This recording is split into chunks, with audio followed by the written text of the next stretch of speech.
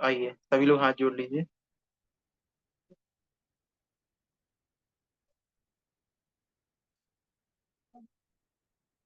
डमो हरिहंताणम, डमो सिद्धाणम, डमो आयरियाणम, डमो वज्रायाणम, डमो लोए सव्वसाहुरम।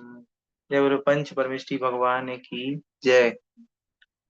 तो अपनी चर्चा चल रही थी जय कुमार जी के बारे में, और जय कुमार जी के बारे में अपन ने बहुत सारी बातें जान ली थी। और उनको जो मारने के लिए नाग कुमार जाति के देव आए थे, वो भी वापस लौट गए। अब आगे सुलोचना की कथा प्रारंभ हो रही है। अथानंतर इसी भरत क्षेत्र में एक और बहुत बड़ा काशी नाम का देश है। काशी बनारस, जो कि ऐसा विदित होता है मानो काल रूपी लुटेरे के भय से भोग भूमि ही आकर एक जगह एकत्रित हो गई हो। वहां पर कहीं कहीं उस समय भी कल्प लताएं से घिरे हुए कल्प वृक्षों के समान अनेक प्रकार के वृक्ष विद्यमान थे। चूंकि अपनी अभीष्ट वस्तुओं को प्राप्त कर उनका उपभोग उसी देश में किया जाता था, इसलिए मैं ऐसा समझता हूँ कि वह काशी देश निसंदेह स्वर्ग और मोक्ष को जीतने वाला था। उस काशी देश में एक वाराणसी नाम की नगरी थी, काशी बनारस, जो कि अपने अपरिमित राजभवनों से अमरपुरी को जीतकर उसके विमानों की हंसी करती हुई जान पड़ती थी। जिसने पूर्व जन्म में पाप कर्मों का संचय किया है, ऐसा जीव जब वाराणसी नगरी में उत्पन्न होने योग्य नहीं था, तथा उसमें उत्पन्न हुआ जीव प्रमाद से भी क्या कभी मन में भी पापी हो सकता था? अर्थात नहीं। इस तरह भूत भविष्य वर्तमान संबंधी तीन भवों के कल्याण को सूचित करने वाली वह नगरी जिनवाणी के समान दूसरी जगह रहने वाले शिष्य लोगों को भी धर्म मार्ग में प्रवृत्त करती थी। अब यहाँ सारा जो विस्तार से वर्णन दिया है, वो काशी नगरी का दिया है। ठीक है। उस काशी नगरी में राजा राज करते थे। उन राजा का नाम था राजा अकम्पन। वो बहुत बढ़िया राजा थे, उनके बारे में यहाँ 5-6 लाइन में विस्तार से वर्णन है। और उन राजा अकम्पन की एक रानी थी जिनका नाम था सुप्रभा। क्या नाम था? सुप्रभा। तो वो भी बहुत बढ़िया थी। अब आगे सुनो। उन राजा के रानी के कितने पुत्र पुत्री थे? पुत्र थे 1,000। कितने पुत्र थे? 1,000। और एक और बात कि वो जो राजा अकम्पन थे, वो राजा अकम्पन किस वंश के थे? तो नाथ वंश के थे। ठीक है। किस वंश के थे? नाथ वंश के थे। अब और आगे चलते हैं थोड़ा सा। 1,000 पुत्र थे उनके।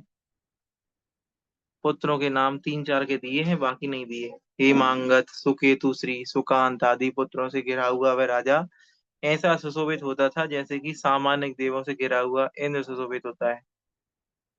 अब उस राजा की दो पुत्रियां थीं।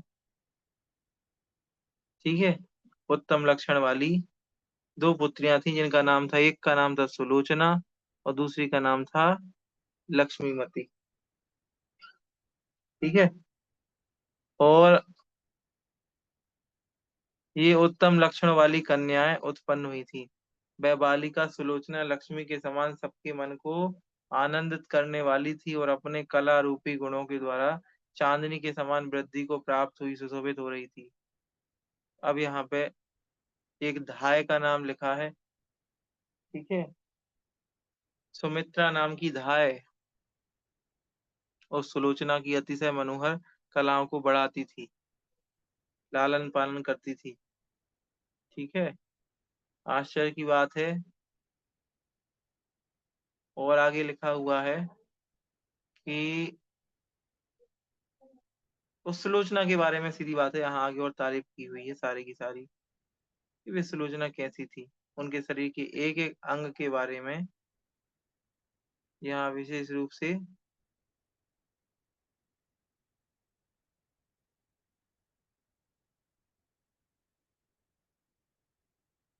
लिखा हुआ है, सारा उनका वर्णन लिखा हुआ है।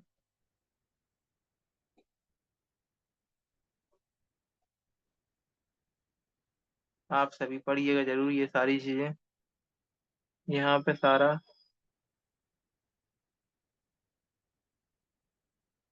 वर्णन आगे लिखा हुआ है सुलोचना के बारे में।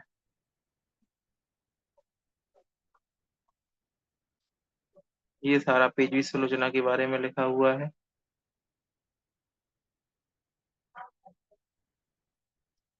उसने कुमारी अवस्था में ही तीनों जगत को जीतने वाले कामदेव को जीत लिया था। फिर भला संसार में ऐसा दूसरा कौन वीर था जो आगे युवा अवस्था में उसके द्वारा ना जीता जा सके। इसने कुमारी अवस्था में कामदेव को जीत लिया था, तरुण अवस्था में जय कुमार को जीता था, फिर भला इसके लिए जीतने के लिए लक्ष्मी के साथ साथ कितनी सी स्त्रियां सृष्टि बाकी रही थी। ठीक है। तो यहाँ और आगे, उस सुलोचना ने श्री जैन देव की अनेक प्रकार की रत्नमयी बहुत सी प्रतिमाएं बनवाई थी, और उनके सब उपकरण भी स्वर्ण के ही बनवाए थे। प्रतिष्ठा तथा संबंधी अभिषेक हो जाने के बाद उन प्रतिमाओं की महापूजा करती थी। अर्थपूर्ण स्तुतियों के द्वारा श्री अरहंत देव की भक्ति पूर्वक स्तुति करती थी, पात्र दान देती थी, महामुनियों का सम्मान करती थी, धर्म को सुनती थी तथा धर्म को सुनकर आप तागम तथा पदार्थों का बार बार चिंतन करती हुई सम्यक दर्शन की शिक्षा को प्राप्त करती थी। अथानंतर फागुन महीने की अष्टानिका में उसने भक्ति पूर्वक श्री जिनेन्द्र देव की अष्टानिक पूजा की, विधि पूर्वक प्रतिमाओं की पूजा की, उपवास किया। वह कृशांगी पूजा के से साक्ष्य देने के लिए राज सिंहासन में बैठे हुए राजा अकम्पन के पास गई। राजा ने भी उठकर उस और हाथ जोड़कर उसके दिए हुए से साक्षात लेकर स्वयं अपने मस्तक पर रखे तथा यह कह कन्या को विदा किया, हे पुत्री, तू उपवास से खिन्न हो रही है, अब घर जा, यह तेरे पारना का समय है। राजा पूर्ण यौवन को प्राप्त हुई उस विकार शून्य कन्या को देख करके उसके विवाहोत्सव की चिंता करने लगे।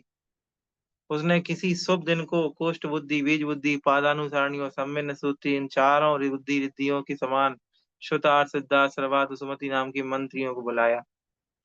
राजा ने किन चार मंत्रियों को बुलाया? इन चार मंत्रियों को बुलाया और पूछा कि हमारे कुल के प्राण रूप स्वरूप इस कन्या के लिए सभी राजा लोग प्रार्थना करते हैं, इसलिए तुम लोग विचार कर कहो कि यह कन्या किसको दी जाए।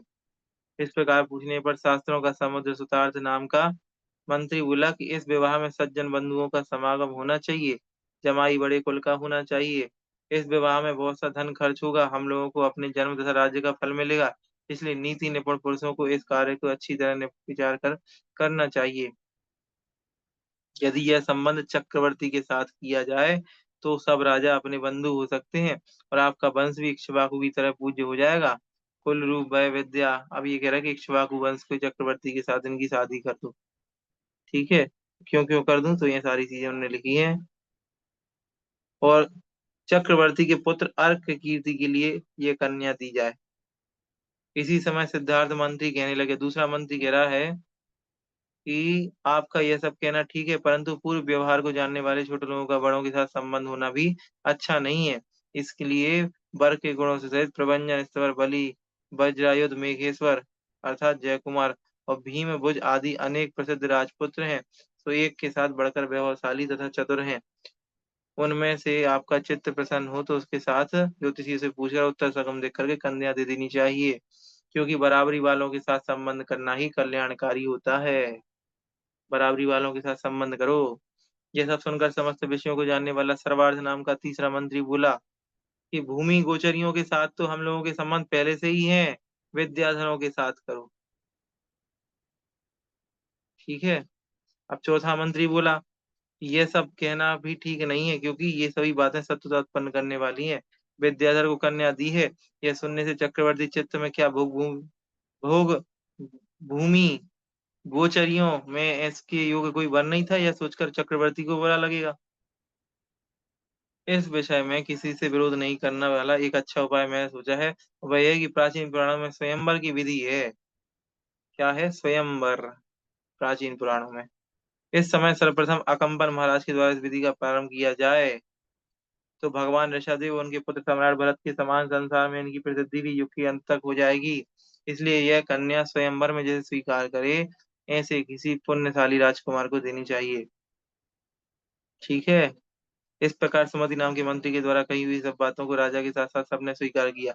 याद रखना कौन से मंत्री की बातें स्वीकार की गई थी। तो सुमति नाम के मंत्री की बातें स्वीकार की गई थी।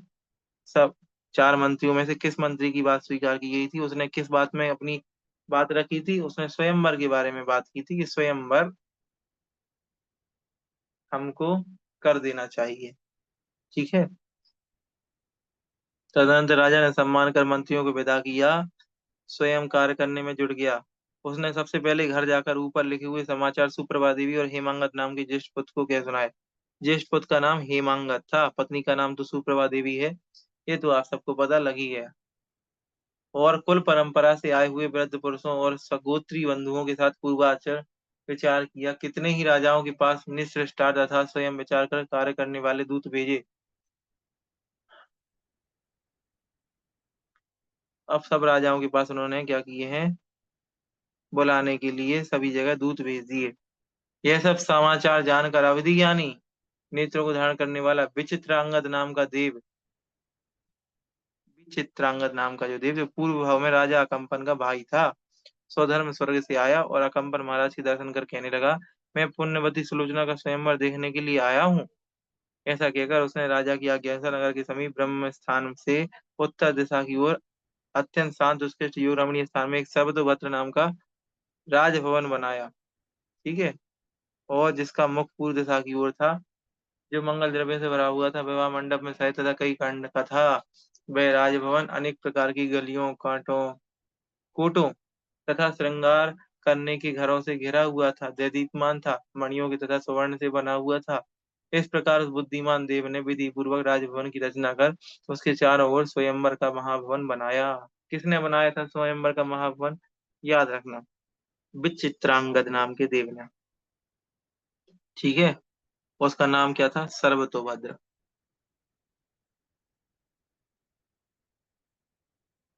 ठीक है। अभी उसके बारे में सारी विशेषताएं लिखी हैं, वो कैसा कैसा था, जो महल ने बनाया था वो कैसा था, ये सारा इसमें लिखा हुआ है।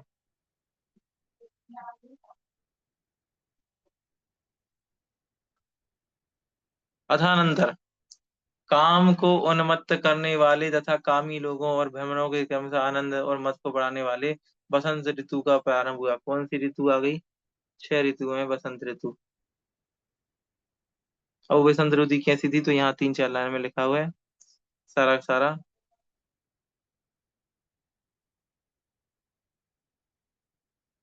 ये बसंत ऋतु का वर्णन है सारा सारा।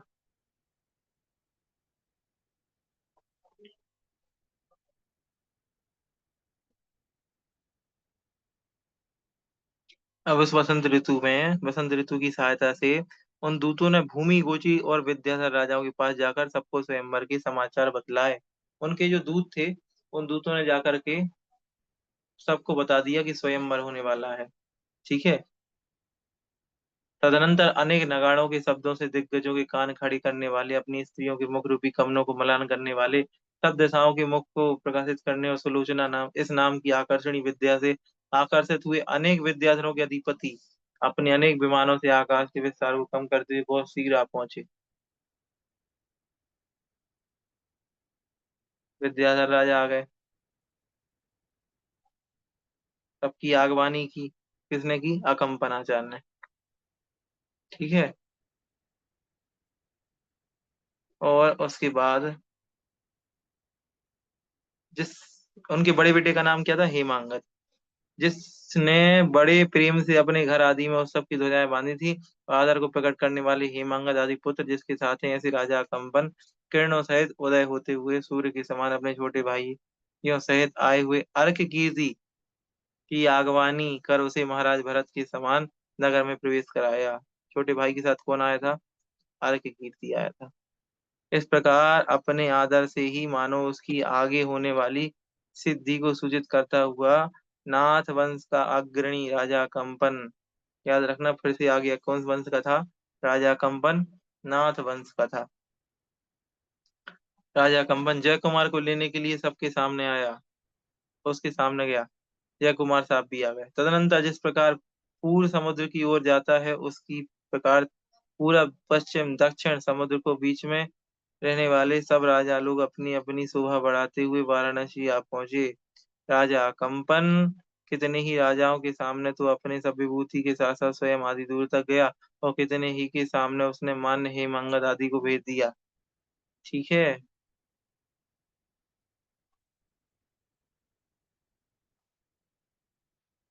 महल में इकट्ठे हुए अनेक राजाओं से राजा कंपन चक्रवर्ती के समान जान पड़ता था। उस समय अयोध्या को भी जीतने वाली वाराणसी नगरी अपने नाम से ही उसका तिरस्कार कर रही थी।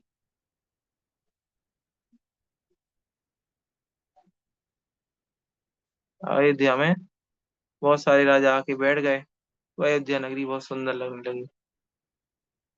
ठीक है। सब राजाओं को प्रसन्न किया। अर्घ कीर्ति आदि सभी राजाओं को स्वयंवरशाला में ठहराकर प्रसन्न किया था, इसलिए सबसे पहले धर्म ही पूजा करने योग्य है। ऐसा विचार कर विद्वान वशिष्ठ राजा कंबन श्री जैन देव की पूजा करता था। दीन अनाथ याचकों को अयाचक बनाकर सबका त्याग करने रूप सबके शीघ्र ही तैयार हो गए।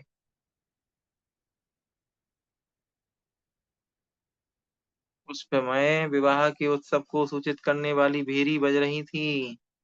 पहले सबके चित्त में आनंद छा गया, पीछे भेरी की आवाज कानों में व्याप्त हो रही थी। ठीक है।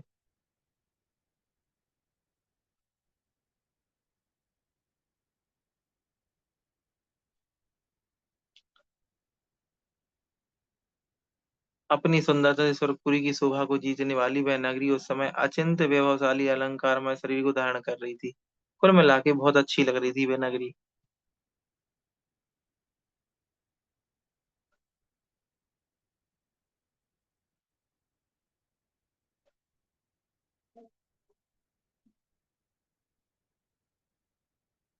अब कौन आया विवाह उत्सव मंडप में? बड़े हर्ष के साथ महारानी सुप्रभा आज्ञा से आई। कौन आई?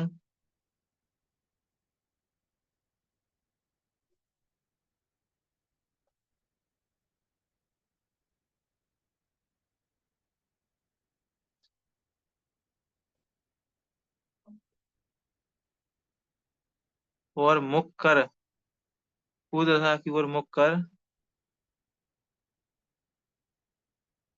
सोने के पाट पर बिठा दिया। तदनंतर मुख पर रखे हुए शोभायमान पल्लवों को धारण करने वाले तथा विशुद्ध जल से भरे हुए स्वर्णमय शुभ कलशों से उसका अभिषेक किया। फिर मांगलिक वस्त्र आभूषण को धारण करने वाली कन्या को नित्य मनोहर नामक चैत्यालय में ले जाकर, कौन से मंदिर गए थे वो लोग? ठीक है। सुलोचना आ चुकी हैं। नित्य मनोहर नाम के चैत्यालय में ले जाकर वहां उसके साथ अब ये अरहंत भगवान की पूजा की। उसके बाद सिद्ध से साक्षात लेकर आशीर्वाद पूर्वक उसके सिर पर रखे, और इतना सब कर चुकने के बाद वे स्त्रियां उसका आदर सत्कार करती हुई शुभ लगने की प्रतीक्षा में उसे घेर कर वहीं ठहर गईं।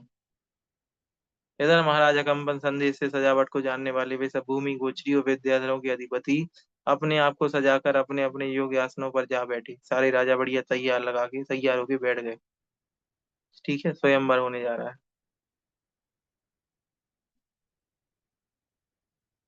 वे सुलोचना किसी एक को ही स्वीकार करेगी ऐसा जानकर भी वे सब राजा लोग अहंकार करते हुए उसे जीतने के लिए वहां बैठे थे। ठीक है।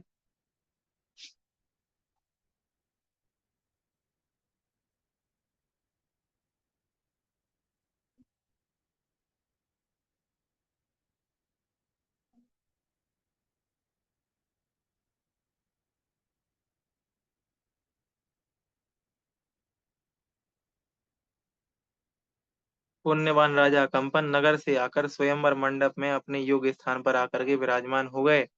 उसी समय महेंद्र दत्त नामक कंचुकी चित्रांगद देव के द्वारा दिए हुए आश्चर्य उत्पन्न करने वाले बहुत बड़े अलंकृत रथ पर कन्या को बैठा करके लाया। कन्या को कौन लेकर के आया था?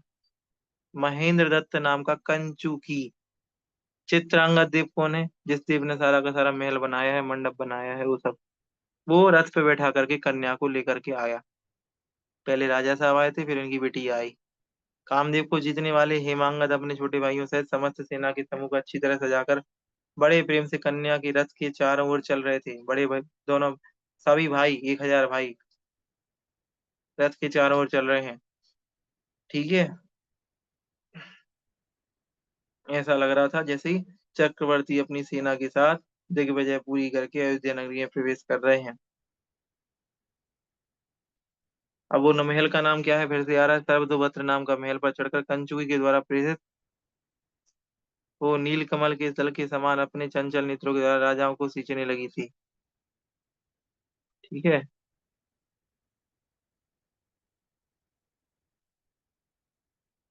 वह सुलोचना भी अपने सौभाग्य के वश से आए हुए समस्त राजाओं को देखकर संतुष्ट हुई थी। तो ठीक ही है, क्योंकि जिस प्रकार शत्रुओं को जीतने वाले पुरुषों का शूरवीरपना प्रशंसनीय होता है, उसी प्रकार स्त्रियों का सौभाग्य भी प्रशंसनीय होता है। तदनंतर वह सुलोचना लीला पूर्वक अवलोकन के द्वारा उन राजाओं का हृदय अपनी ओर आकर्षित कर कंचुकी के कहने से उस महल से नीचे उतरी।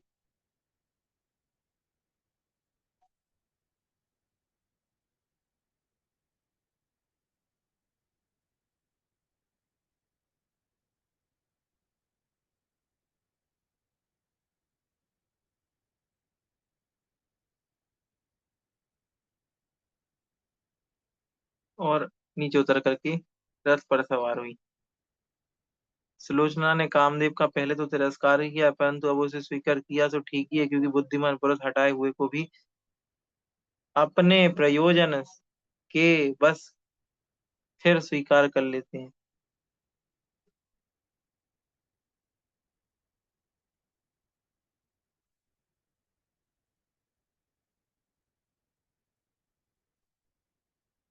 यहाँ पे अति प्रशंसा की है, अति प्रशंसा की है सुलोचना की सुंदरता की।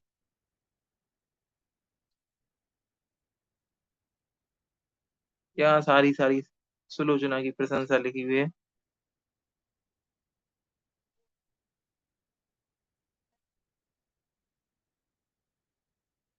समुद्र पर्यंत इस पृथ्वी का करगय अर्थात टैक्स वसूल करने से कोई पुरुष लक्ष्यवान हो अथवा नहीं भी हो, परंतु जिसके इस सुलोचना से करगय अर्थात पाणी ग्रहण होगा, लक्ष्मी उसके हाथ में ही स्थित समझनी चाहिए।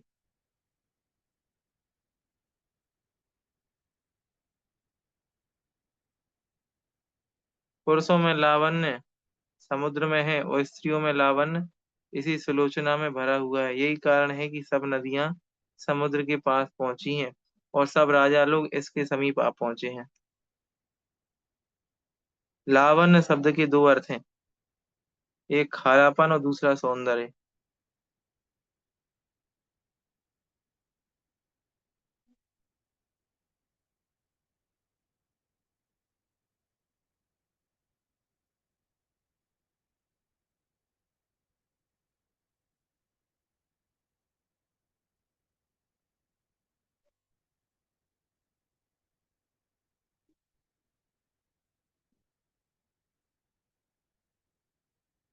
विस्तार से, बहुत विस्तार से वर्णन दिया है उनके स्वयंवर का, बहुत विस्तार से वर्णन है। रत्नों की माला को धारण करने वाला महेंद्र नाम का कंचुकी भी धुरा पर बैठकर विद्याधर राजाओं की ओर रथ चलाने लगा। सुलोचना से कहने लगा कि ये विजयार्द की दक्षिण तथा उत्तर श्रेणी के राजा नमी और बेनमी के पुत्र हैं। अब एक एक करके होता है ना, कन्या चल रही है आगे आगे और बगल वाला जो कंचुकी है वो सब समझाएगा कि ये कौन है, ये कौन है, ये कौन है। ठीक है, तो सुलोचना से कहने लगा कि विजयार्द पर्वत के दक्षिण तथा उत्तर श्रेणी के राजा नमी और बेनमी के पुत्र हैं। यह लक्ष्मी का स्वामी सुनमी है और यह इस ओर सुबिनमी है। विद्या पराक्रम शोभावान ये और भी अनेक विद्याधर अधिपति विराजमान है। इसे तू किसी एक को वर अर्थात पति रूप से स्वीकार कर और एक ही में अपनी इच्छा पूर्ण कर। कंचुकी मीन्स, कंचुकी मतलब जो सारा का सारा इंट्रोडक्शन कर रहा है, जो उन सुलोचना को अपने साथ लेकर के आया है या आई है, दोनों में से कुछ एक हो सकता है। मतलब उसकी फ्रेंड कह सकते हैं या कह सकते हैं कि उनकी जो सेविकाएं हैं, उन सेविकाओं में जो प्रमुख है वो। ये सेविका मेन है। ठीक है, या नाम हो सकता है, उस समय वह कंचुकी नाम ले लेकर राजाओं का निरूपण करता जाता था। ये मेल है, फीमेल नहीं है। जिस प्रकार बसंत ऋतु में कोयल सब वृक्षों को छोड़कर दासी, दासी होती तो फिर करता जाता नहीं, करता करती जाती लिखा होता, यहाँ करता जाता लिखा हुआ है। ठीक है। उसी प्रकार जिस प्रकार बसंत ऋतु में कोयल सब वृक्षों को छोड़कर आम के पास पहुंचती है, उसी प्रकार अजेय सुलोचना अर्क कीर्ति आदि राजाओं को छोड़कर जय कुमार के पास जा पहुंची। उसी समय चित्त की बात को जानने वाला कंचुकी घोड़ों की रास पकड़कर जयकुमार का वर्णन करने के लिए अपने वचनों को व्याप्त करने लगा। जयकुमार के गुणों का वर्णन करने लगा। उसने कहा कि यह श्रीमान स्वामी जयकुमार हैं। ये अपने कुल का दीपक हैं, महाराज सोमप्रभ का पुत्र है और उत्साह के वेद। अब ये सारा वर्णन कर रहा है। कौन है ये? इनने किस किस को जीता है? भरत क्षेत्र में मेघ कुमार नाम के देवों को जीत करके, देवों के कृत्रिम बादलों की गर्जना को जीतने वाले सिंहनाद किया था। ठीक है। ये सारा इनका प्रशंसा लिखी, अब वर्णन कर रहे हैं वो कंचुकी जी। आगे।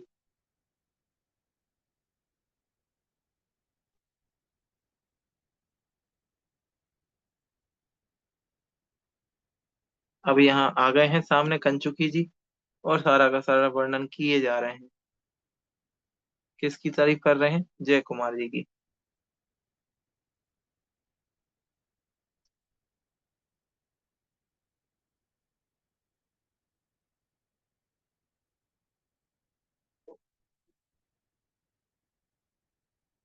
जय कुमार की सुंदर आकृति कुंद के फूल के समान सुने हुए उनके गुण और कामदेव, इन सब ने उठाकर जिसे रथ से नीचे उतारा है, ऐसी कन्या सुलोचना ने कंचुकी के हाथ से रत्नमाला लेकर अतिशय प्रेम से निमग्न होकर वह मनोहर माला उस कंच जय कुमार के गले में डाल दी। उस समय वह माला जय कुमार के वक्षस्तर पर अधिरूढ़ हो दूसरी रश्मि के समान सुशोभित हो रही थी। उस समय अकस्मात सब बाजों की बड़ी भारी आवाज ऐसी उठी थी मानो दिशा रूपी कन्याओं के सुलोचना का असाधारण उत्सव ही सुना हो। चलिए, ये सारी चीजें अब आगे लिखी हैं। सुलोचना जी ने जय कुमार जी के गले में वरमाला डाल दी।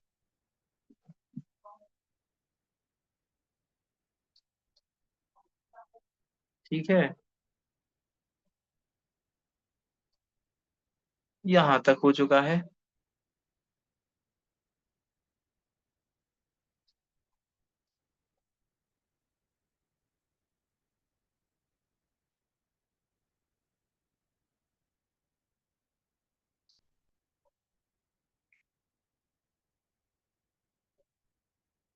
इस प्रकार से आर्ष नाम से प्रसिद्ध भगवत गुणभद्राचार्य प्रणीत सृष्टि लक्षण महाभारत संग्रह में हिंदी भाषा अनुवाद में सुलोचना के स्वयंवर का वर्णन करने वाला ये 43वां पर्व समाप्त हुआ। अभी तक जिन सेनाचार्य लिखा रहा था, अब गुणभद्राचार्य आ गया। ठीक है। तो स्वयंवर हो चुका है। इसके आगे चतुश्चत्वारिंशतम पर्वम, 44वां पर्व आएगा, जो अपन कल पढ़ेंगे। ठीक है। चलिए, बोधि समाधि परिणाम शुद्धि स्वात्मोपलब्धि शिक्षो की सिद्धि चिंतामणि चिंतित वस्तु दानी तो बंद मानस से ममाच देवी। नवाय नमः।